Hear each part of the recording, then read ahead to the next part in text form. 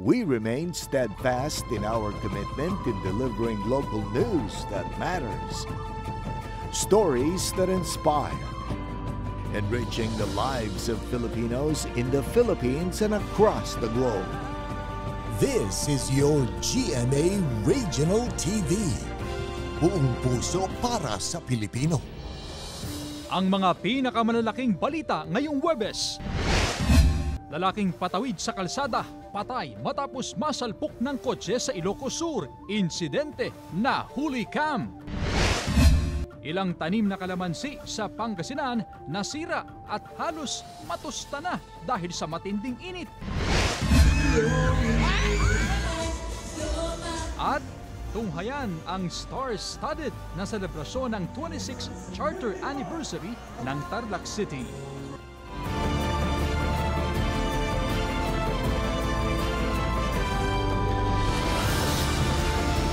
Ito ang GMA Regional TV 1 North Central Luzon.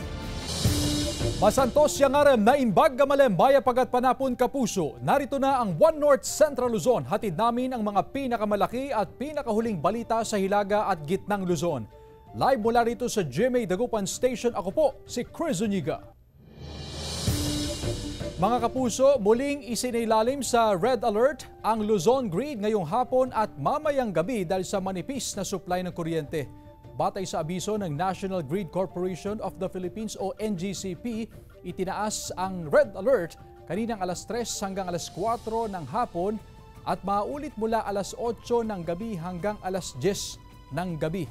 Dahil pa rin ito sa manipis na supply ng kuryente matapos na magka-force outage ang 19 na power plant sa bansa. Ayon sa NGCP, may implemented manual load dropping sa power lines kaninang alas 3 hanggang alas 4 ng hapon sa Novelco, Cagelco 1 at Zameco 2. Lalaking patawid sa kalsada, patay matapos masalpok ng kotse sa Santiago, Ilocos Sur. Insidente na huli cam. Nakalerto si Ivy Hernando. Kuha ito sa National Highway ng Barangay Danar, Santiago, Ilocos Sur, pasado alas 8 ng gabi. Kita ang isang lalaki sa shoulder lane na naglakad patawid sa kalsada. Pero nang makarating sa gitna, tiyempo naman ang pagdating ng kotse, kaya't nasalpok ang pedestrian. Sa lakas ng impact, tumilapon ang biktima ilang metro ang layo sa kalsada. Nauwi naman sa areglo ang insidente. Sadya talagang madilim kasi doon. Hindi niya napansin dahil nga sa nakaluyong yung headlight niya. Yung pedestrian natin bigla ding tumawid. Sa San Vicente, Ilocos Sur, sugatan ng isang tricycle driver matapos masalpok na isang kotse.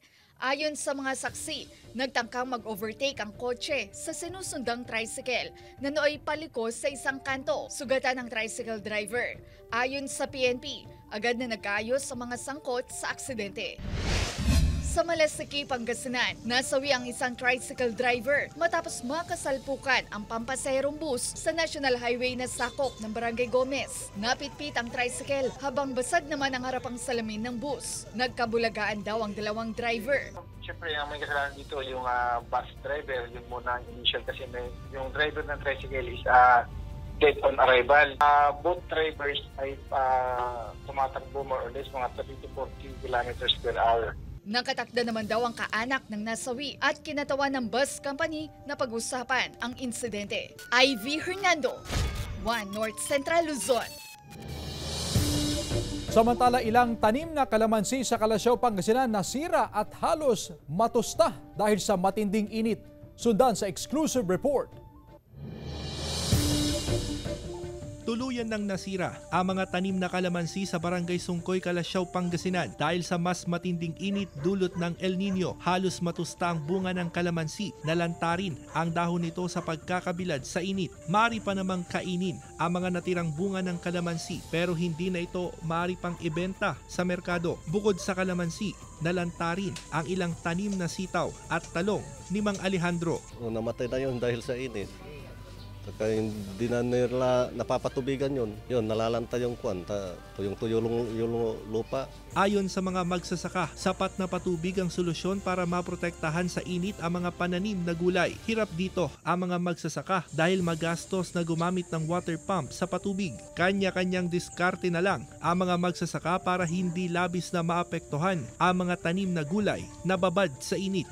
2 beses sa isang linggo yung patubigan at saka spend ng seedings. Kung hindi mo lagyan ng gamot, yung mga bulaklak, matay yun. Nauna nang sinabi ng Provincial Agriculture Office sa mga magsasaka na iwasan munang magtanim ng gulay na matakaw sa patubig, lalo na sa mga sakahang malayo sa mga water source. Ang minomonitor lang namin itong mga nasa tail end ng irrigation water, parang kumonti na ang tubig. Yung mga nasa tail end, yung umaasa sa mga dam. Patuloy naman daw ang pamamahagi ng OPAG ng drought-tolerant seeds sa mga magsasaka habang pinag-aaralan kung paano pa matutulungan ang mga magsasaka na apektado ng El Nino. Kasama si Jing Dakanay, Russell Simorio, One North Central Luzon.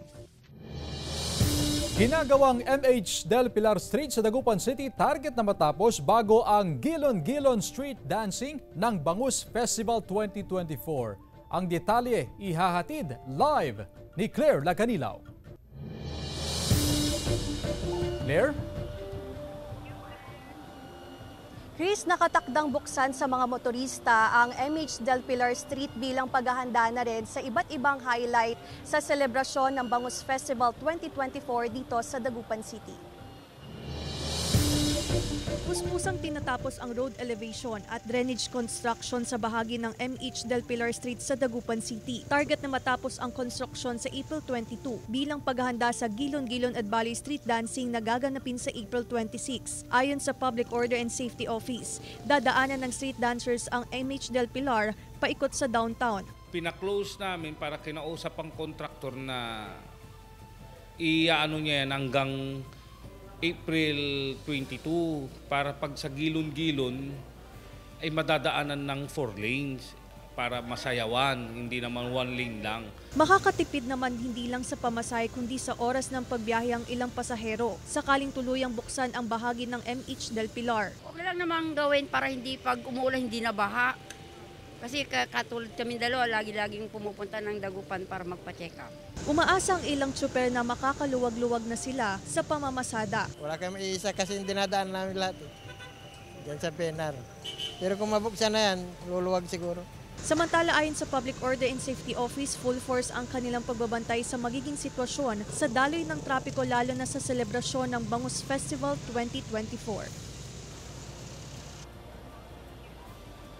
Chris, ayon sa Public Order and Safety Office, nakahanda na ang iba't ibang traffic plan na ipatutupad sa iba't ibang bahagi ng Dagupan City bilang sa selebrasyon ng Bangus Festival 2024. Paalala naman ng otoridad na sumunod sa batas trapiko na ipinatutupad dito sa lungsod upang maiwasan na mapatawan ng citation ticket. Chris.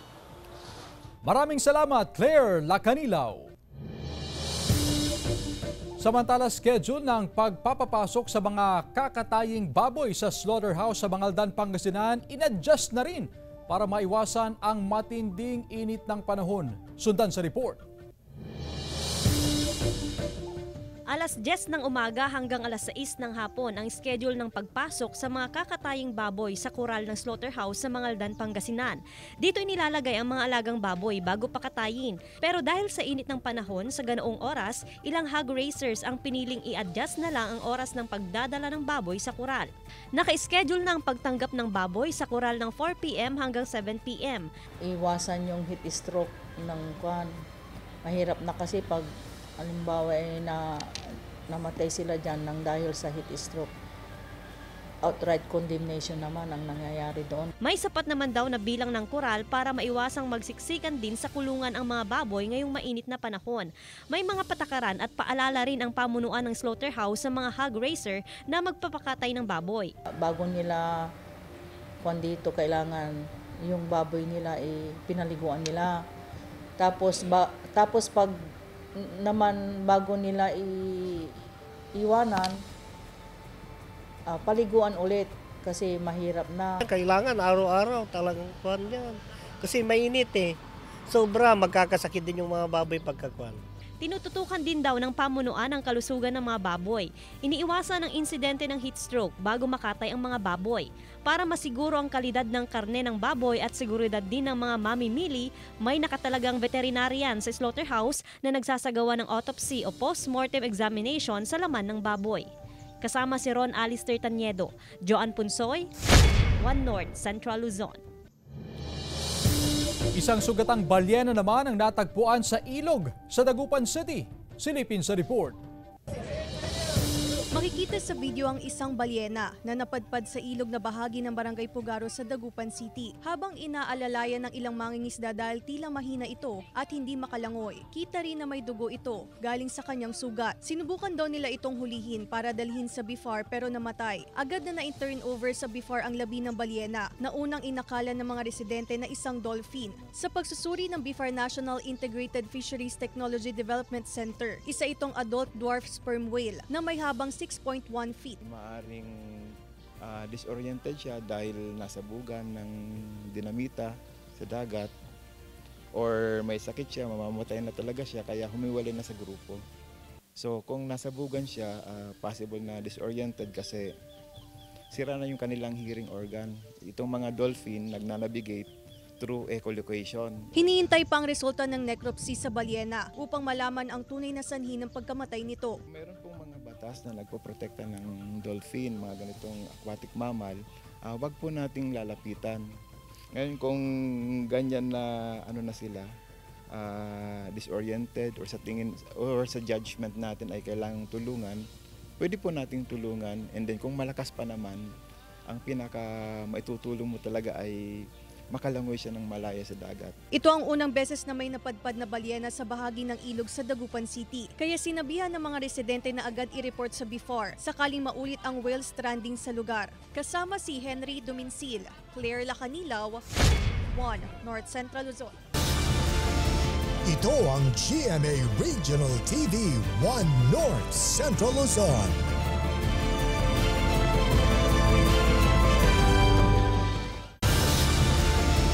Ito ang GMA Regional TV One North Central Luzon.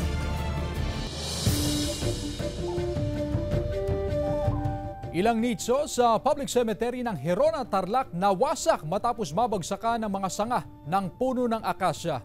May exclusive report si Joan Punsoy. Nawasak ang ilang nicho sa public cemetery sa Barangay Apsayan, Herona, Tarlac matapos mabagsakan ng sanga ng puno ng akasya. Kabilang sa nadaganan ng sanga ng puno ang nicho ng ama ni Mirna. Ang concern namin kung paano po alisin yung mga kahoy na nakadagan sa mga nicho na sa mahal namin sa buhay. Ayon sa Barangay Council, mayroong 15 nicho ang nasira matapos mabagsakan ng sanga ng akasya. Tinatayang nasa 13 rito ang totally damaged. Yung mga laman, yung dalawa pa lang ang na-reprieve, na-lipat. Pero yung iba, andyan pa.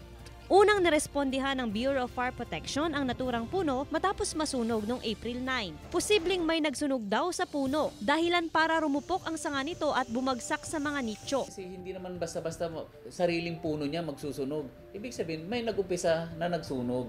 May nagkikwento doon na pinaglaruan ng bata.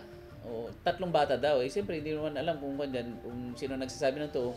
Hiling naman ng mga may puntod ng kaanak sa sementeryo na agad matanggal ang puno dahil peligroso na. Nakikipag-ugnayan naman daw ang BFP sa Herona LGU para putulan ng mga sanga o permanenteng alisin ang puno ng akasya sa lugar. Kasama si Ron Alister Taniedo, Joan Punsoy, One North, Central Luzon. Sa report ng Department of Health Cordillera hinggil sa binabantayang sakit na pertussis o whooping cough, mayroon ng 51 kaso ng pertussis sa buong Cordillera Administrative Region. Ito ay mula sa Baguio City na may 32 kaso, 18 sa Benguet at 1 sa Kalinga.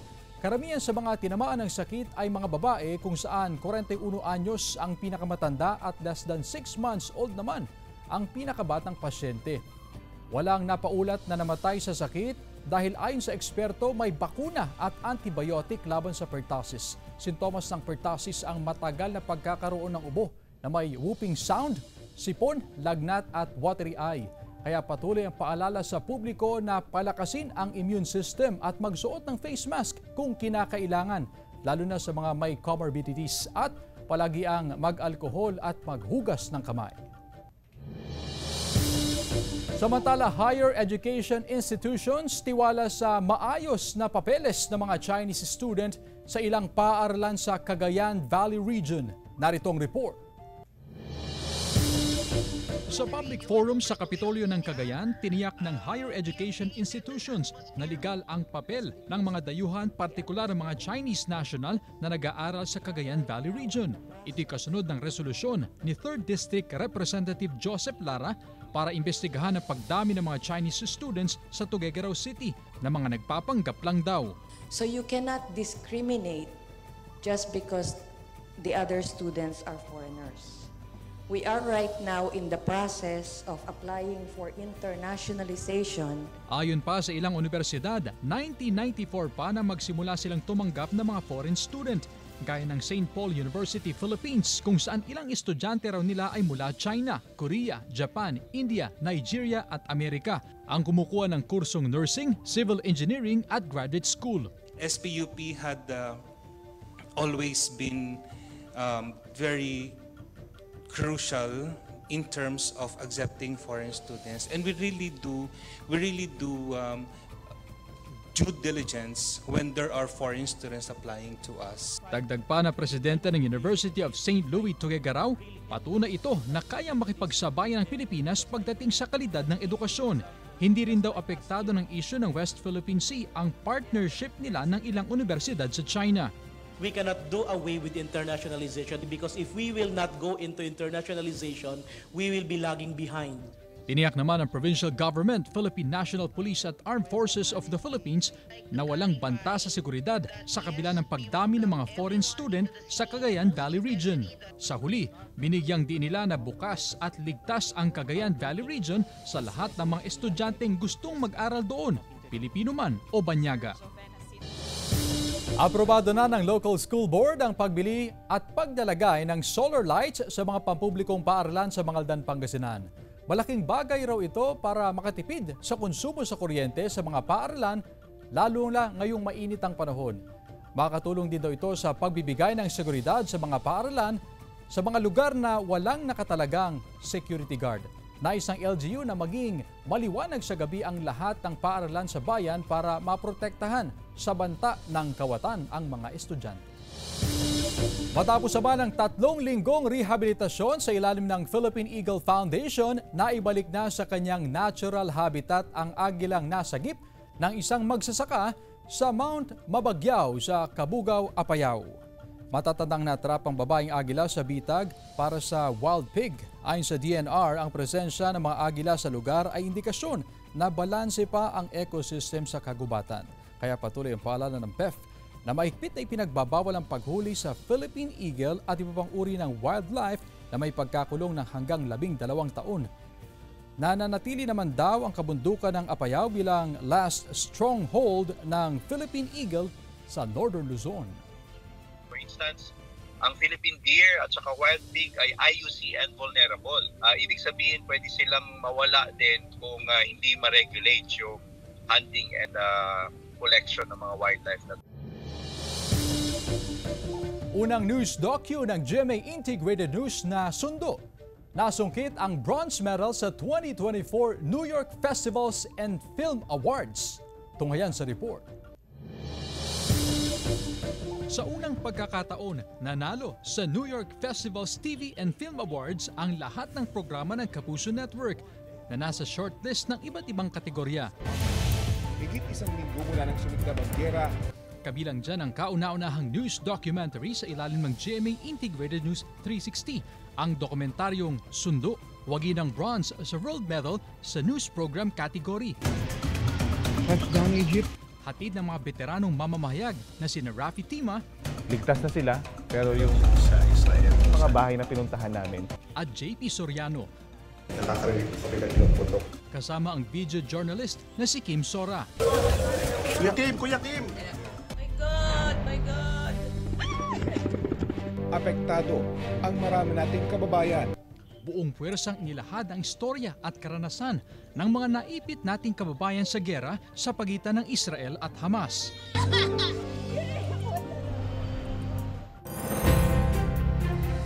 On behalf of the men and women behind GMA Integrated News, we express our heartfelt gratitude to the jury and all the people behind the New York Festival's TV and Film Awards for this Bronze World Medal.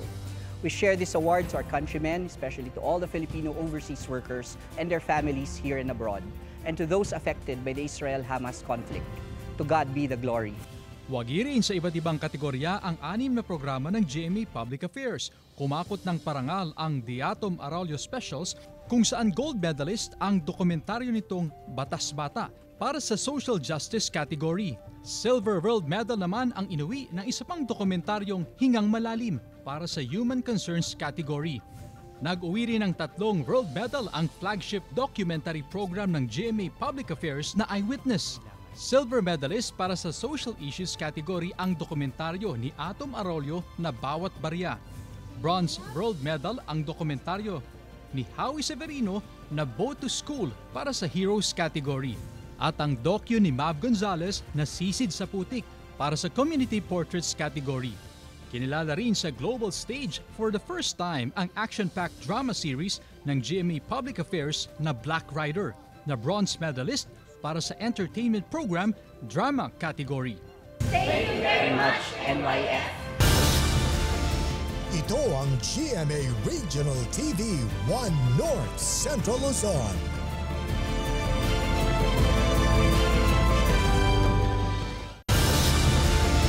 Ito ang GMA Regional TV 1 North Central Luzon. Ekta-ektaryang lupain na sunog sa Pampanga at Pangasinan. Narito ang report. Naalarma ang mga residente na naninirahan malapit sa bundok matapos matanaw ang nasusunog na bahagi ng Mount Arayat sa Pampanga kagabi. Kita sa cellphone video at pictures na inupload ni Grace Giao ang paglagablab ng apoy sa parte ng bundok. Ayon sa Magalang Municipal Disaster Risk Reduction Office, bagamat tanaw ang sunog sa bayan ng Magalang, ang insidente ay nangyari sa bayan ng Arayat. Batay sa inisyal na report mula sa BFP Magalang, nagsimula ang sunog pasado alas 4 ng hapon sa taas na bahagi ng Barangay Baliti, Arayat na inaalam pa ang pinagmulan. Walang nasaktan sa insidente pero aabot sa 18 na ektaryang lupain ang nasunog kabilang ang isang private property at bahagi ng Protected Forest Reservation Area ng Mount Arayat na ideklara rin ng BFP ang fire out kagabi. Ito na ang ikalawang forest fire sa nasabing bundok ngayong buwan. Sumiklab ang isang grass fire sa aabot na 12 na ektaryang talahiban sa boundary ng Dagupan City at Calasiao, Pangasinan. Tumagal na nga abot sa 1 oras ang sunog bago idineklarang fire under control. Dahil sa lawak ng grass fire, umabot ng hanggang alas 10 ng gabi ang monitoring. Dahil sa rekindling ng sunog, wala namang nadamay na struktura o bahay sa sunog na inaalam pa ang pinagmulan. Claire Lacanilaw, 1 North Central Luzon.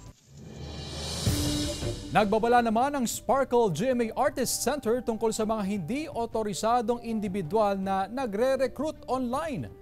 May mga nagpapanggap daw na Sparkle executive sa iba't ibang messaging applications. Paalala ng Sparkle, peke ang mga ito. Ayon sa Sparkle, walang empleyado ng GMA Network o Sparkle ang magsasabing maghubad kayo o mag-alis ng damit sa auditions, mapa-online man o in-person. Hindi rin daw manghihingi ng masiselang larawan ng Sparkle at iwasan din na makipag-ugnayan sa mga kahina-hinalang mensahe at agad na i-report sa official social media account ng Sparkle. Paalala rin, ang naka-flash sa inyong screens ang tanging official accounts ng Sparkle para sa auditions at recruitments.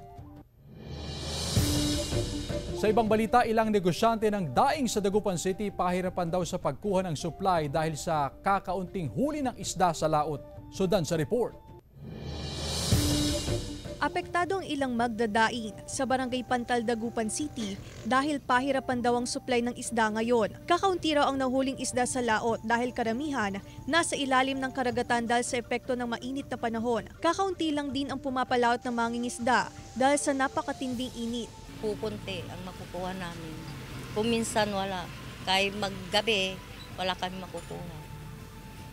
Makukuha kaming halimbawa, 2 kilo lang na pingka. Apektado rin po yung init. Tapos Sa lakas ng agos po, minsan mahinang huli.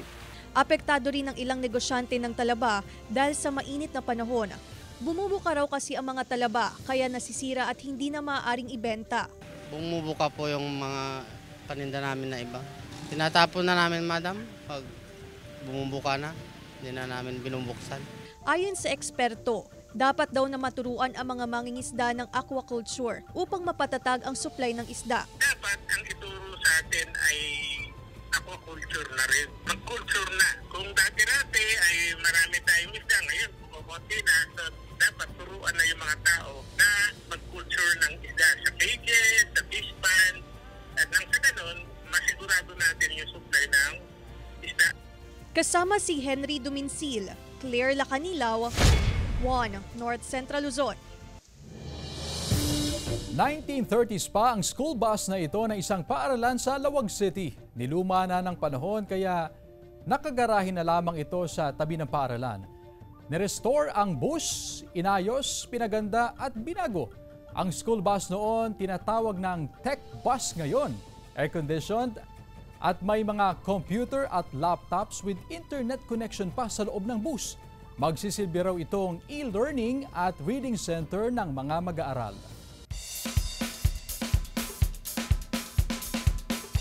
Selebrasyon ng 26th Charter Anniversary ng Tarlac City, star-studded kasama sina Richard Yap, Andrea Torres at iba pang Kapuso Stars.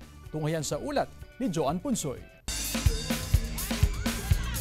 Star-studded ang selebrasyon ng 26th Charter Anniversary ng Tarlac City dahil sa partisipasyon ng ilang Kapuso Stars sa GMA Regional TV Kapuso Fiesta.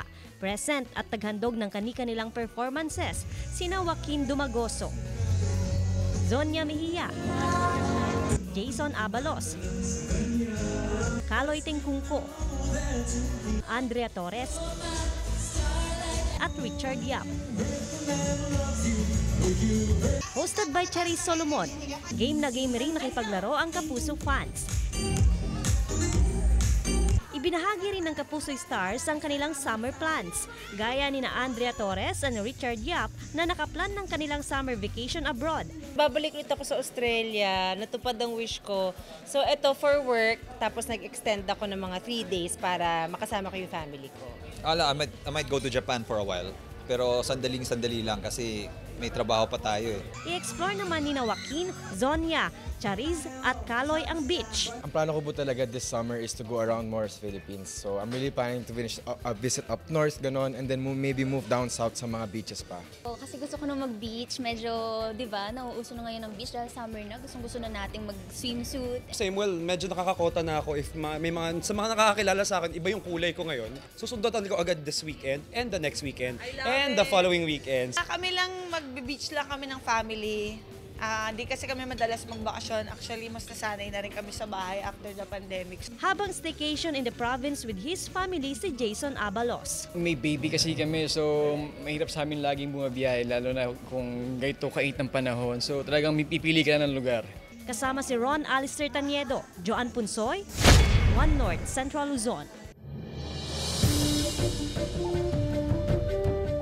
Star-studded ang magaganap na Kapuso Fiesta sa Lingayen Capital Beachfront sa darating na Sabado, April 20. Dahil ang cast ng top-rating GMA series na Abot Kamay na Pangarap sa panguna ni Doc Annalyn, Jillian Ward, makikisaya sa Pistay Daya 2024. Kasama rin sina Kapuso stars Pinky Amador at Jeff Moses. At magpapainit din sa gabi ang cast ng asawa ko, Jasmine Curtis Smith, Joem Bascon, Martin Del Rosario, Vanessa Del Moral at Kelvin Miranda. Sa linggo naman, April 21, aarangkada sa Motorismo 2024 sa Cabarugis, Quirino, sina Widow's War actress Carla Abellana at Shining Inheritance star Paul Salas. Kasamang sparkle artist na sina Mikey Quintos, Larkin Castor at Carlos San Juan with Kapuso host Bubay. Kita-kits, 7 p.m. sa Capitol VIP Grandstand sa Cabarugis, Quirino. Samantala, mapapanood niyo po ang episode nito at iba pang pinakahuling lokal na balita sa official website ng GMA Regional TV, www.gmaregionaltv.com. Pwede rin kayong bumisita sa aming official YouTube channel, GMA Regional TV, at i-click ang subscribe button para sa pinakamainit na balita mula sa mga rehiyon. Nais din naming pasalamatan ang mga kapuso sa Hilaga at Gitnang Luzon, maging ang mga kapuso natin abroad. Dahil sa GMA Regional TV, Local News Matters. At yan ang mga pinakamalaki at pinakahuling balita sa Hilaga at Gitnang Luzon. Maraming salamat sa pagsama sa amin pati na ang mga kapuso sa ibang bansa na tumutok sa mga balita sa rehiyon. Ako po si Chris Zuniga. Kami ang GMA Regional TV 1 North Central Luzon. Buong pwersa para sa mas malaking misyon at mas malawak na paglilingkod sa bayan.